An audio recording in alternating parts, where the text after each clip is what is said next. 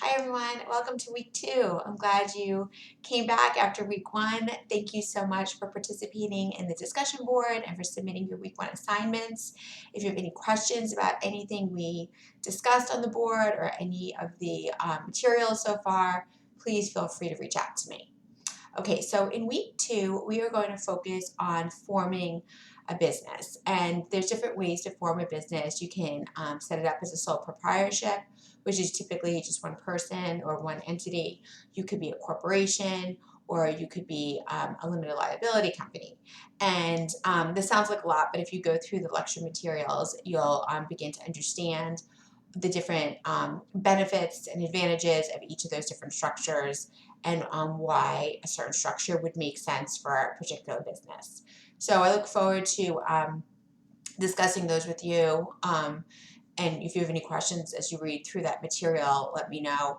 I'll post supplemental materials about that about the lecture information throughout the week as well.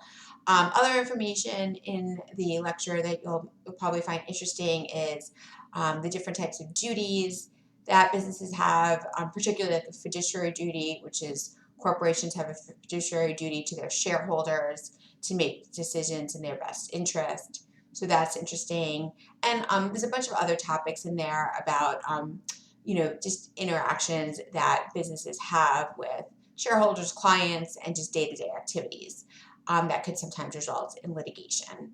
So take your time with the materials. I really do think that you'll get a lot of good information from them. This week for assignments, we only have a discussion board and a reflection. So for the discussion board this week, we will be I'll be grading using the rubric. So just remember to make your initial post between 100 and 150 words. Try to avoid chat language.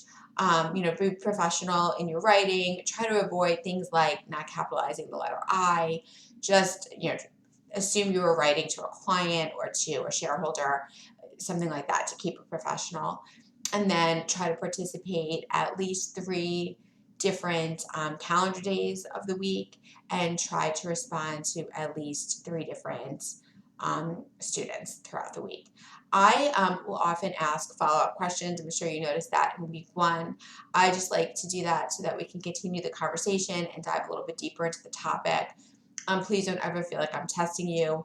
I try to ask questions that don't really have a right or wrong answer, just questions that make us think a little bit more about the topic.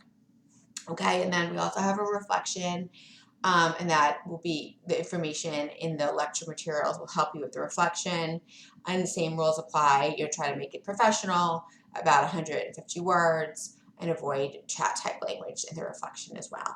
Okay, and then you do not have any other assignments this week, but beginning in week 3, we start submitting parts of the portfolio project. And I'm going to go ahead and make a separate video about the portfolio project, given that there's not anything due this week, but it will start to get busy in week 3. So my suggestion would be to review the instructions to the portfolio project and get a basic idea of the assignment that's due next week in week 3 so that you're not overwhelmed then.